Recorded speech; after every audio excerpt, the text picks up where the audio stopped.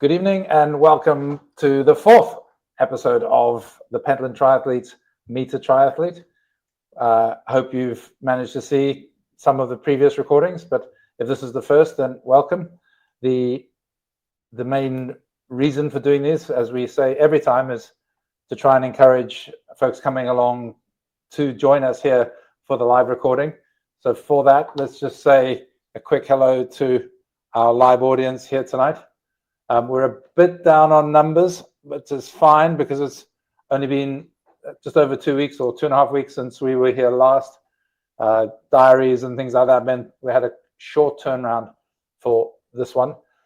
But we are back and we will have details soon for the next one, the 5th in April, and who's involved in that once it's confirmed and once we have a date, which, because of my upcoming gallivanting holiday off to Australia, will be later in April as opposed to earlier in the month. So at least 4, maybe 5 weeks until we do the next one. So back to tonight. It's our pleasure to welcome our guest for tonight, John Gildea. It's a pleasure to be here as well. Thank you for having me Absolutely, John, board. good to see you. Now, John is not a member of Pentland Triathlete, so you are the first external guest that we've had on the podcast. I hope you won't hold that against me. No, not at all, not at all. And delighted that you not only joined us, but you traveled a little bit through from Glasgow to be with us tonight. So let's go back to the beginning. Let's talk about childhood, school from a sporting point of view. Okay. What did you do? What didn't you do?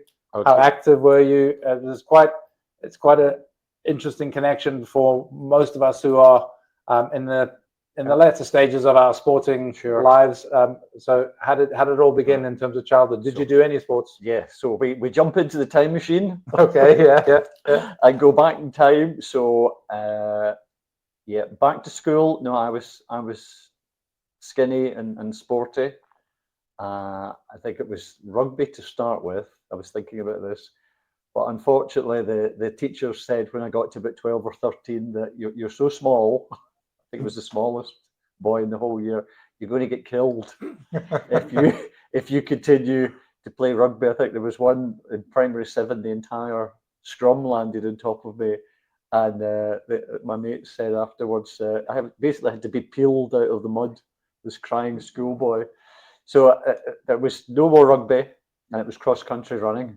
And my father was into cross country running, so it was the school running team and also a local running team, which has disappeared now, but it's called Clyde Valley back in the 80s, which was a big team then because it was basically Coatbridge and Airdrie and Motherwell and Wishaw and Hamilton. It was there's a whole many kids, the cross country season.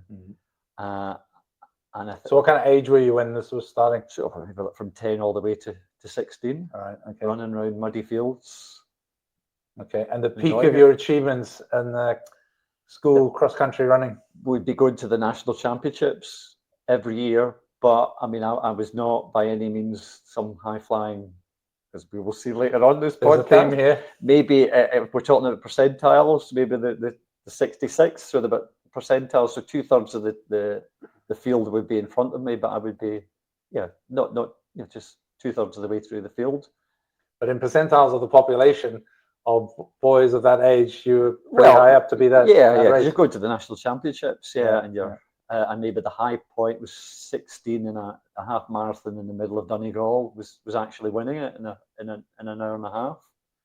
But so you get to 16, 17, I'm going to university, to Strathclyde University, and my school had a rowing team down at Glasgow Green. So I went to university, and Strathclyde University is just up the road from Glasgow Green. So I thought, I'd have a go at coxing. I quite like the sound of that. I might win stuff. A lot less effort than actually rowing or running cross country. Yeah, well, I was absolutely tiny. When I went to university, I was under 5 foot tall and weighed about 6 stone. So when I wandered into the rowing club, they were like, "This is terrific." And I was coxed like junior international girls. teams. I've got a medal from the Scottish Rowing Championships in a women's event. That's quite controversial these days. Yeah. Nobody batted it. But I was so light, I had to carry weight in the boat Oh, to right. make up. Yeah, you weren't meant to be below 50 kilos. I was below 45 kilos. Yeah. So you're at uni, you're doing all that, and then at what stage of life do you start thinking about swimming, I guess? Well, yeah. Well, the rowing, the babies come. Unless the swimming came as a result of very poor rowing. Swimming comes as a result of babies, bizarrely enough. Oh, okay. So you get into your 30s, right, and you can't be spending the mornings down in the boathouse. The kids come along, and like a lot of parents, the kids are needing the swimming lessons. Oh, I see. Right, and the lesson's going to last 40 minutes, and I'm just not the type of person that is going to be sitting there watching kids swim for 40 minutes. And at Blantyre swimming pool where we were, you just get in and swim up and down and start swimming. I mean, I knew how to swim, but nothing.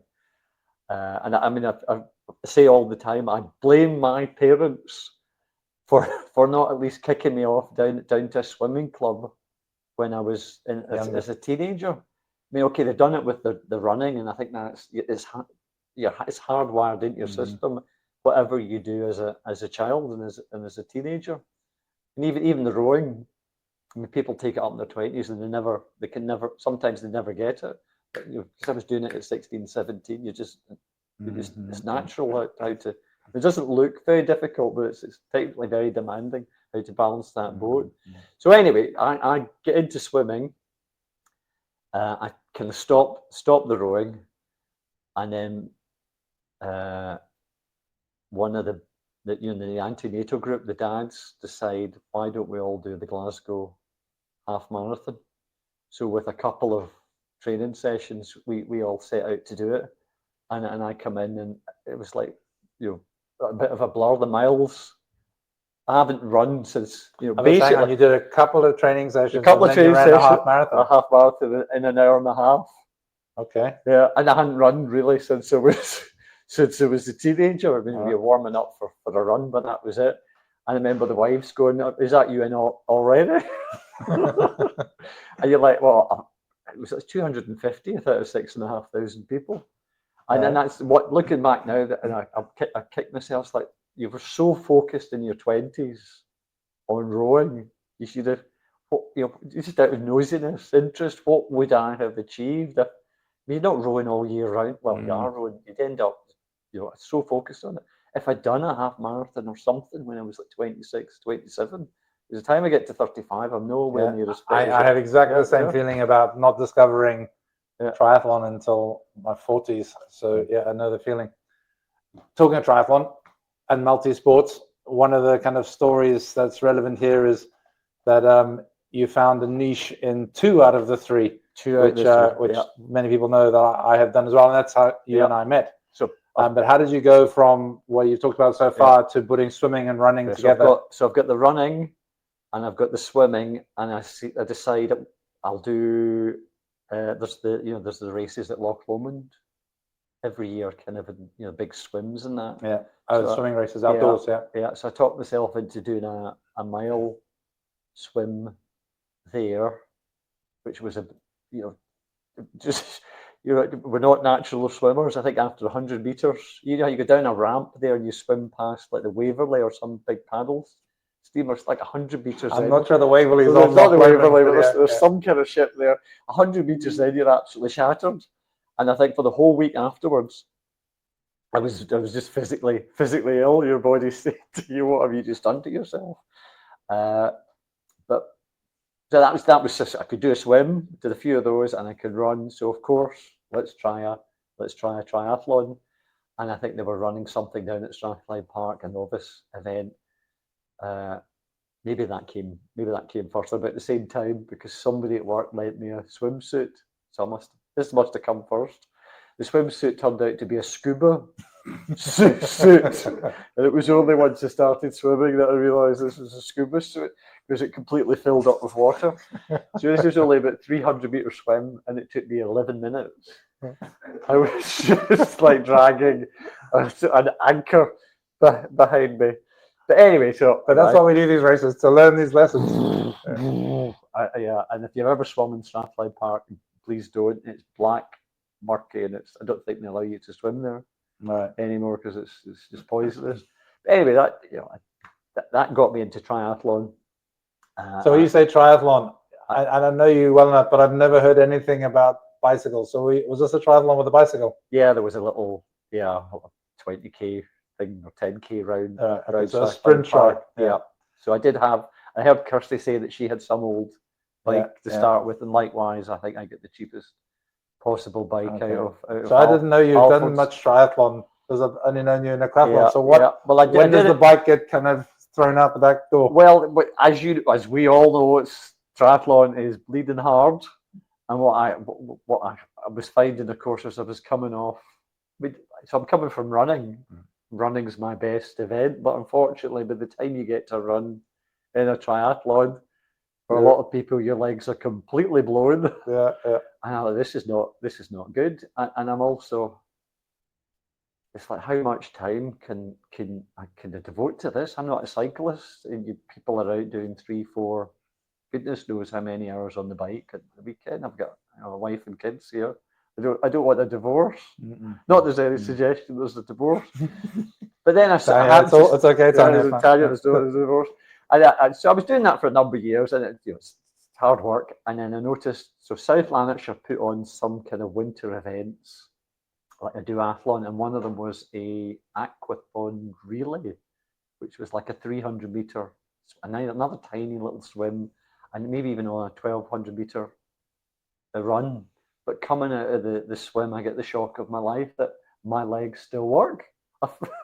This was just as fresh because it was a shorter swim, and I ran like it was as I expected to run without swimming. And not staggering about. Somebody else in my relay group said to me that was tremendous. So I did a few of those, and then we're coming on to where we end up.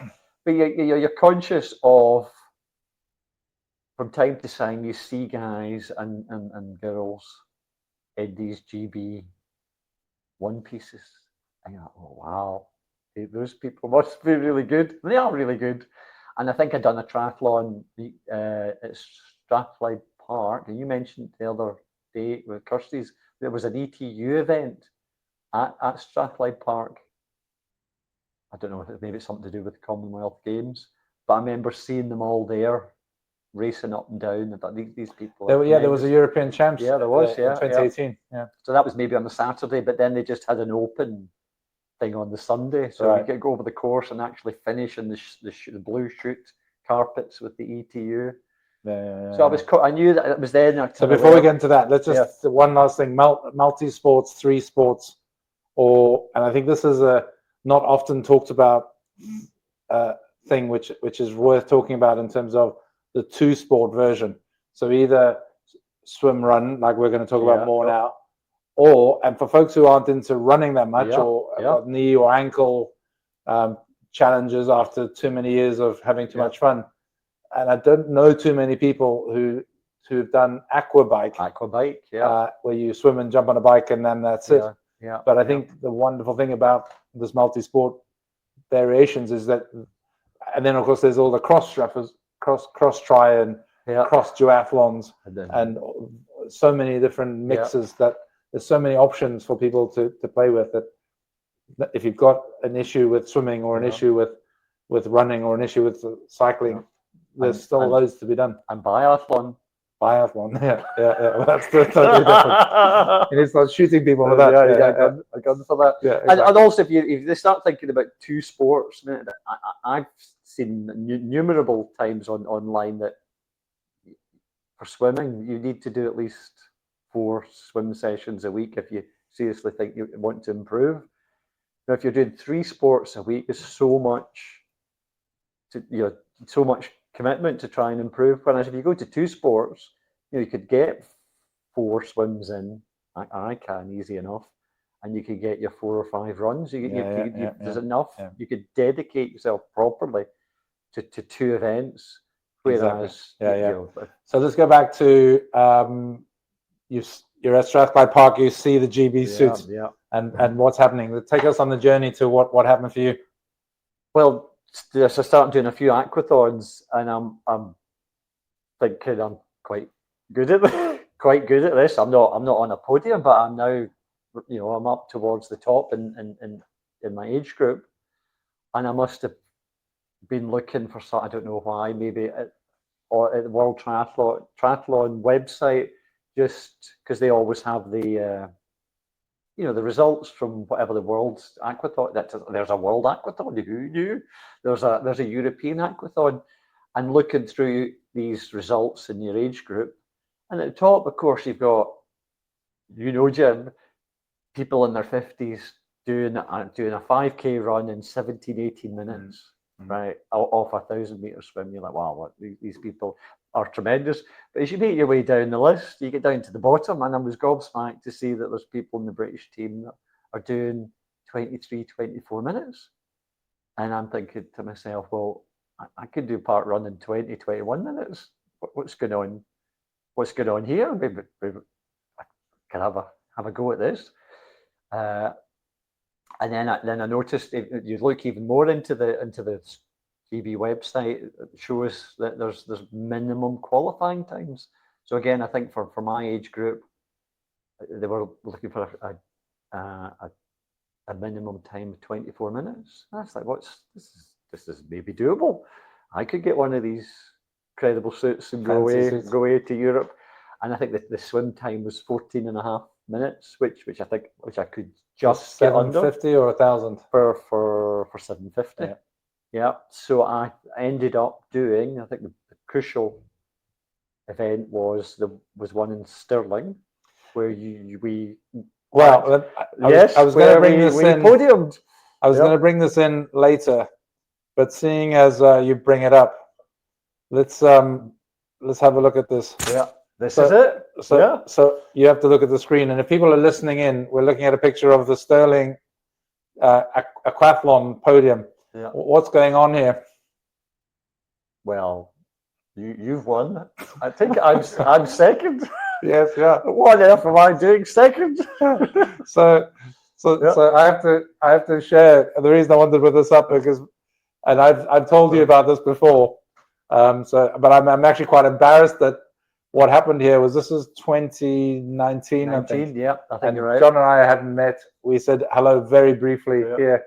I think Kirsty actually took that photograph because Kirsty was there. And afterwards, I noticed that I'm having a laugh with the guy in 3rd place for some reason. I don't know him. I've never met him since. I hadn't met you, didn't know you. And I started sharing with friends that I was joking with the guy in 3rd place that he'd allowed Jacob Rees-Mogg to beat him. and then 2 years later, we're in a team. Yeah. In 4 years later in Spain, Portugal, Extremadura. Yeah. And you and I ended up being part of a group who ended up going out together, and we all joined up because we were all going out on our first trip together, first race. And we spent a day and a half or 2 days together as part of a group. And I suddenly realized that you were the guy from that picture that I'd been joking with those people for a while. So that's that was the Stirling race, and that was the qualifier. So the times were under the 14.5 minutes. The run was 21 minutes. It was I take the minimum qualifications. We send it into what's it called, British Triathlon, and you wait and see. And I was so excited. This is a possibility. And I remember running around the office, jumping up and down when the email comes through saying you've qualified. Yeah. And for me, and we touch on it briefly, for me, the goal is to qualify and get to these events. And that's the thing that I think is the good part about the story, because some people like Kirsty are top 10 vying for podiums. There's another person who we may well get on this in due course, who we know well, who trains at Edinburgh. Her name's Cara. We'll talk to Cara another time, perhaps. But Cara swims and runs and does a triathlon. In fact, she was at Stirling that day as well. But she's incredibly quick and will win every time. She will win in not Europe. just her age group, the entire, sometimes all the age groups. Yeah, exactly. And she's trying this year to go to the European champs in the elite category, even though she's in her late 30s now. So, I mean, she's incredible. There's people like that out there.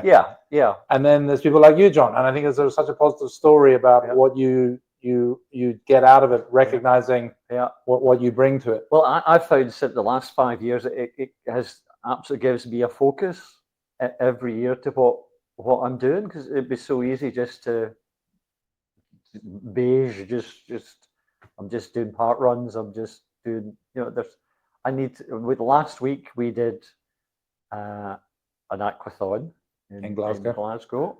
And if I wasn't going to try to get in this team, I wouldn't be doing that, and I wouldn't be getting the proverbial wake up call in March that you need to get your finger out now. Winter training's over. So the first race it was 21, wasn't it? 2021. Yeah. You and I had our first races together in Spain.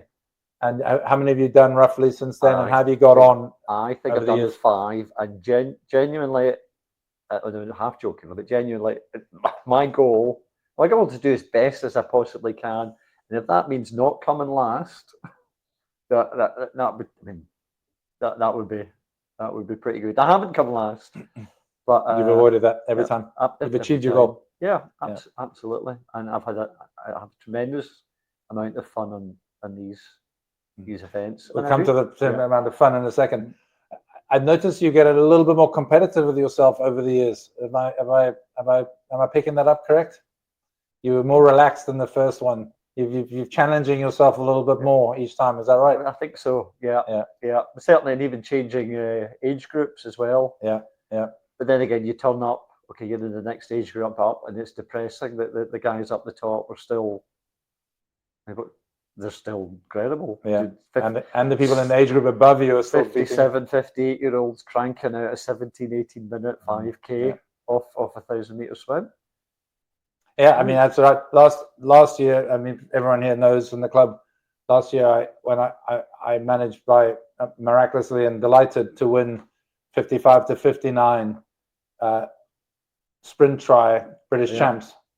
I was beaten by 2 guys in that heat, and they were both 60, 65, the age group above me. I was 3rd in that heat, but I was in the younger age group, and I won the age group. We went to Ibiza, and the guy that won our event was an Italian guy, and I googled him afterwards. He was a genuine Olympian back in the 90s. Back in the day. And you can see on the World Triathlete website, every time he's entered, this guy was finishing first.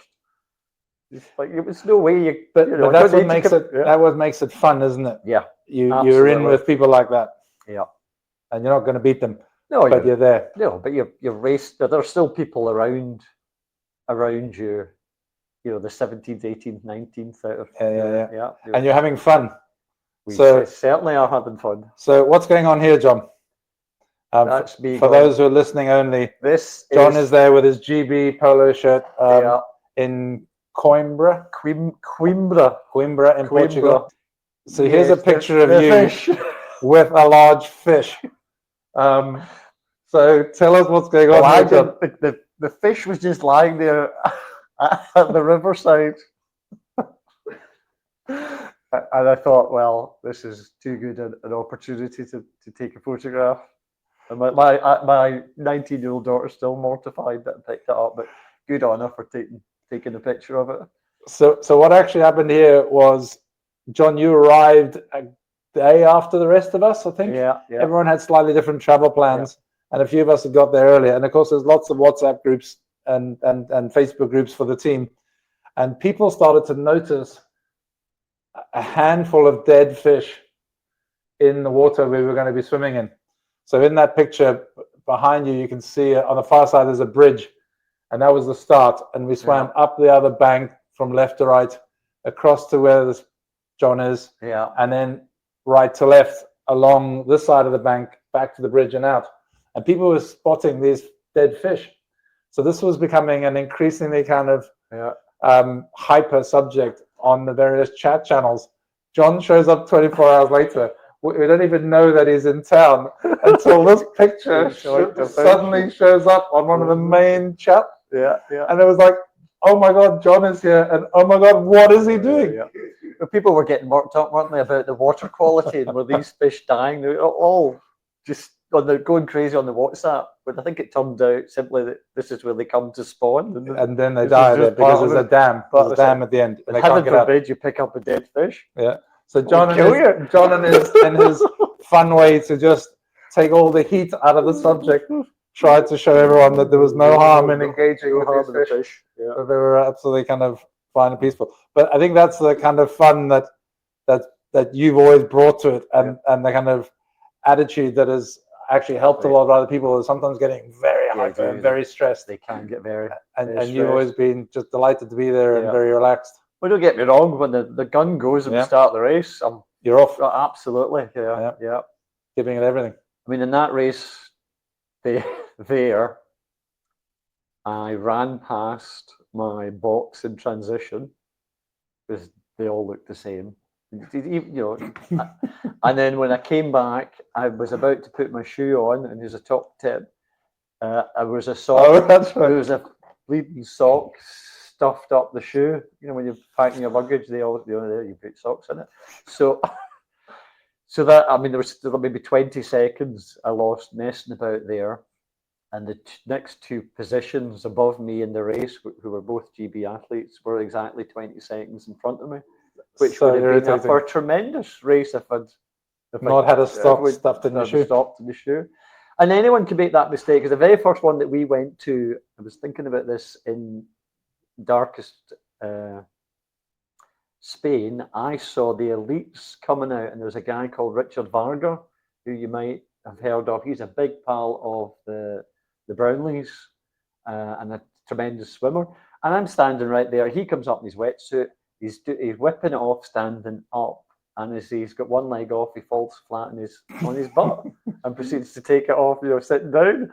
It's like, just brought home to me that, okay, you can be like athlete, but they're all making silly mistakes. They do make mistakes. Yeah. Everyone makes mistakes. And that's why the more you can race, just you said last week we were racing. I haven't raced for 7 or 8 months. A couple of little things, I was like, shouldn't have done that. And that's good to just get it back in the brain just before we start again with the season. Talking about sitting down, you've invented a technique which I think you should share as a top tip, which is in transition. Sit down.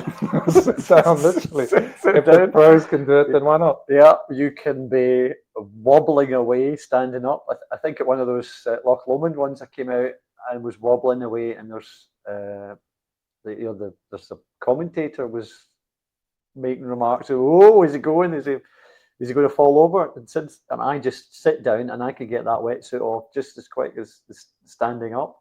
And you're already sitting down. It's easy to get the shoes on. I don't know if you've deployed it yet. So I have copied you. I took the mickey out of you ruthlessly when I first heard you talking about that, and then I tried it, and it's in fact I tested it in a kind of non-race environment, comparing the two, and it is almost exactly the same speed sitting down and putting your shoes on, and then standing up and running. And this is particularly relevant for swim to run, because if you're doing swim to bike, and your shoes and the bike are in the pedals, you're not bending down. You're putting a helmet on. You're taking your wetsuit off. You're grabbing your bike and you're running. There's no messing around with your feet. But there's something about coming out of the water from a flat horizontal, particularly in high speeds, shorter distances where you're very anaerobically challenged in the red all the way. And there's something about balance and being able to bend over and breathe when you've come out of the water and you've got to get to your feet. And so sitting down has become much quicker. Last weekend I didn't. I stood up and I've wobbled about all over the place. A part of it might be at our age, our core stability is not quite as it used to be. But most of the folks that are in our club, and that we engage with, are of 40 plus Yeah, and above. yeah. Yeah, yeah. Well, and as I say, there's Richard Varga was doing it sitting Exactly. down. Well, Quite active. accidentally. Yeah. Yeah. So other top tips you've learned along the way, John? Well, what I thought I would maybe give you is just briefly what kind of what my training regime is. So I saw that Kirsty follows. Was it Training Peaks? She mentions, and I don't do that, but it's all about fitting in training around the family. I'm not going off on a bike for 4 or 5 hours, which I think my brother-in-law is doing at the moment. So, and it's down to 2 sports, so it's swimming and running. So the swimming, I'm fortunate enough at work to be like a minute away from the pool, and I can get in there at lunchtime and get 20, maybe 30 minutes in. That's in Hamilton. And at the weekend, there's the 50-metre pool up in East Kilbride, and they've got lanes out on a Saturday, Sunday morning at 8 o'clock. So it's not like a masters team. It's you just pitch up, and certainly Saturday morning there might be as many as 16 people there, and somebody's going to call a set. You're going to do 2,000 to 3,000, meters, or just whatever the set is. And I've discovered that in the last maybe 3-4 years of that. You're not messing about with these sets. Yeah. So that's the swimming, and the run. I have in my garage. I've got, like many of us, a little cave. I've got a treadmill. I've got the Netflix, and I would. But I think the Brownlees have said repeatedly, it's consistency. There's no magic.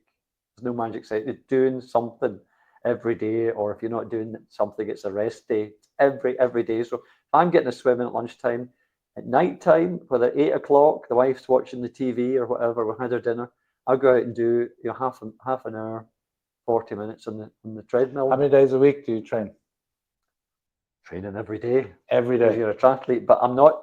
I'm having. Do you have a rest day? Yeah, I'm having a rest day. Just whenever. Well, it would never be a Saturday or Sunday, but it might be a Monday or a Friday. Yeah. But I'm also a big fan of fads, such as beetroot juice. Oh, okay. That comes and along. Form goggles. You like form the form goggles? Yeah, that's the in magic bullet, which doesn't exist. Or the form, the bicarbonate soda.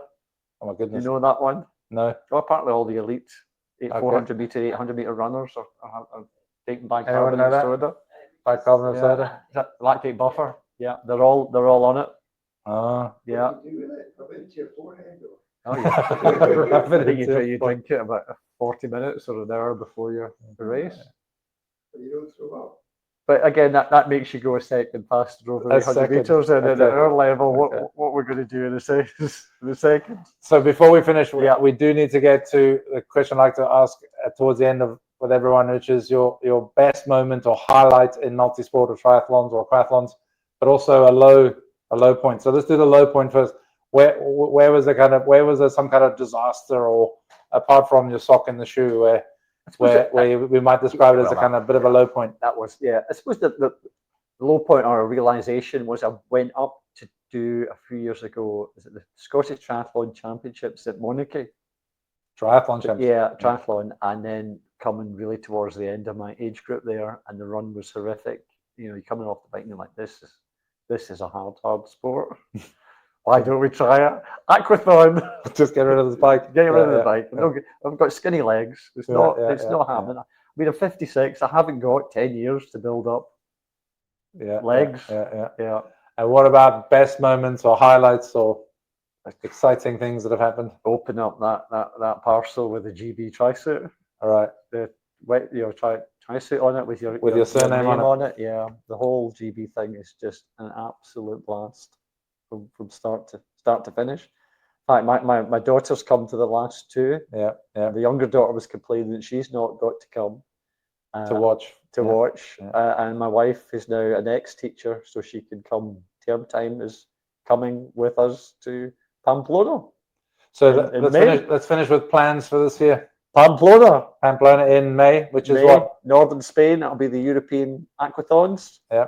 We will be running with the Bulls, which is what it's famous for. Yeah, not at the same time. So that's got to be totally focused on on training. Is that the one? Are you going to World Champs as well? No, Pontevedra. no, I can't make that. Right. Yeah, timeshare week. that So week. what? Timeshare week. Good. Time for a quick question from folks in the audience. I'm a great advocate of yoga and core Yeah. strength conditioning. You didn't mention that at all. No, I'm a great advocate as well, but don't quite do it. So John, that's something that'll make a bit of a difference.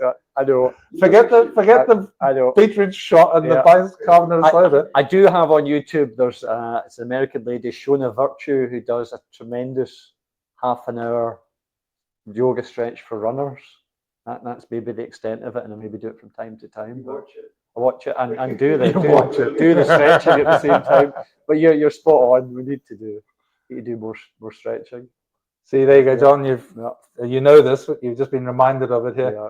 Any other questions?